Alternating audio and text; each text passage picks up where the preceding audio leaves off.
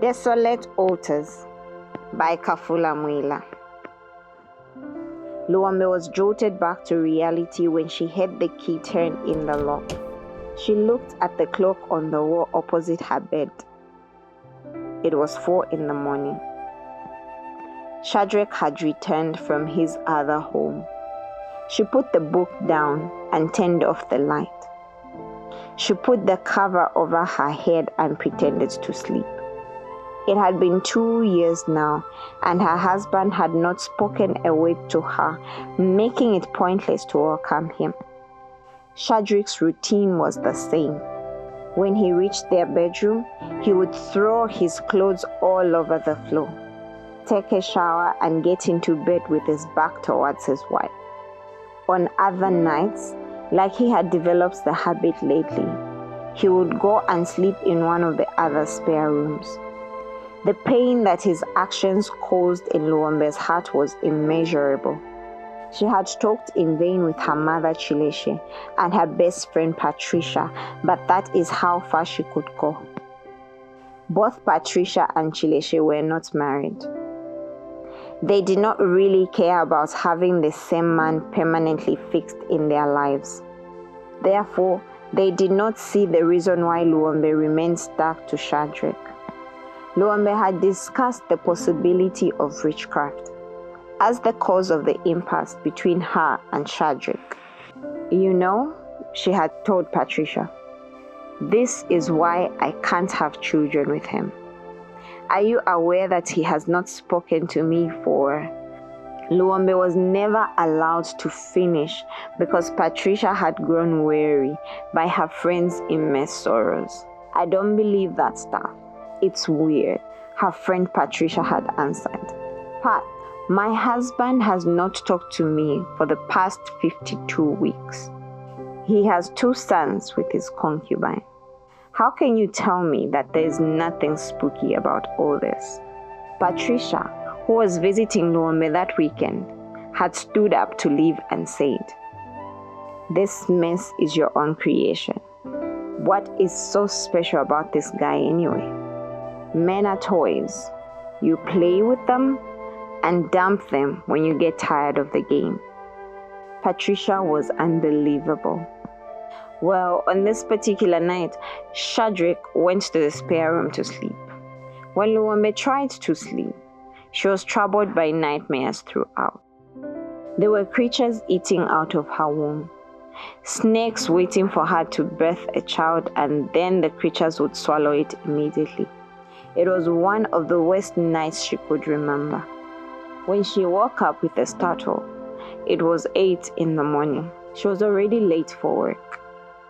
She took a quick shower and sped off in her Mercedes. Shadrach had already left. The morning routine in their house was void of activity. There were no children to make ready for school. Shadrach never ate food cooked by Luambe, and his wife hardly had the stomach for food from a house that was so desolate that it felt like a mortuary.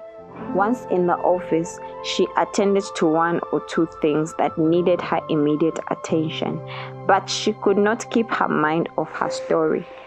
So after some time, Luambe picked up her book again and continued reading. It was a cold night in Sensela village. The moon was at its fullest. Wale had braved the low temperatures and sneaked out to the border of the next village. He had only one mission this time of the year. But there was a strange phenomenon this time around. Virgins were nowhere in sight. Not even around the river where they came to draw water. He knew that there was some who had the habit of coming very late as they took the opportunity to chat with friends or exchange glances with would-be suitors. He had waited 3 days, and all Walia saw were elderly women trekking to and from the water source. Have people noticed his criminal activities and were being cautious? On the evening of the 3rd day, when he was just about to give up, his luck changed.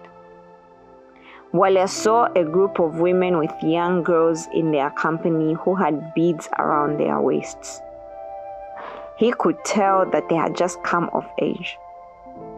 He also knew that this group was making this trek to conclude the period of isolation given to initiates according to the tradition.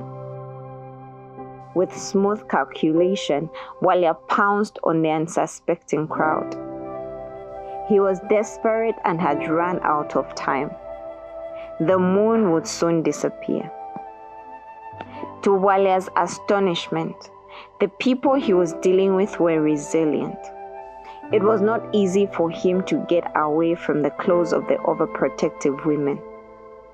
When he finally got away, he dragged the girl deep into the forest, cut her chest open, and drew her heart out. He ran the whole evening in order to make it for the sacrifice.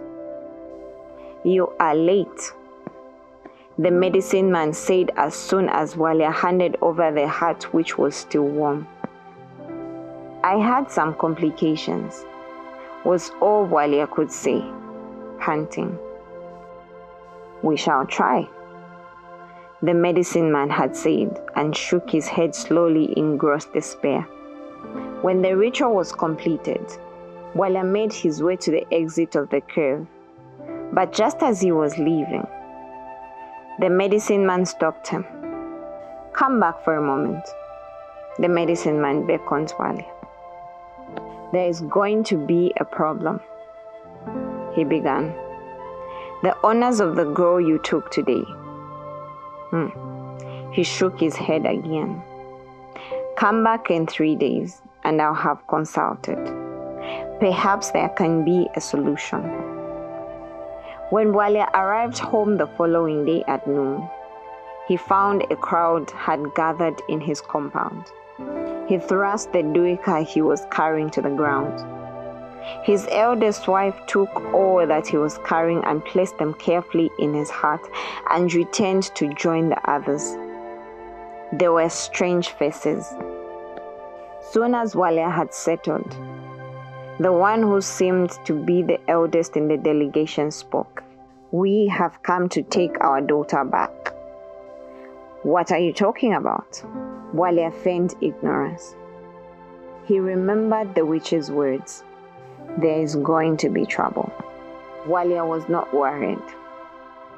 All he needed to do was to turn the people away, and in 3 days, he would find the solution waiting for him at the altar. "Are you making this a small matter? Do you see a child among us? We did not come here to play games. Do you understand?" the oldest man threatened. An uncomfortable silence fell upon the crowd. "Give us our child and we'll be on our way." "I am very exhausted, as you can see," Walia said without a care. He was going to manipulate his way out of the situation. "We know you," the women in the crowd said in near unison. Walia looked at them long and hard. He closed his eyes as if to keep them out, but just then one of them said something that brought him back to reality.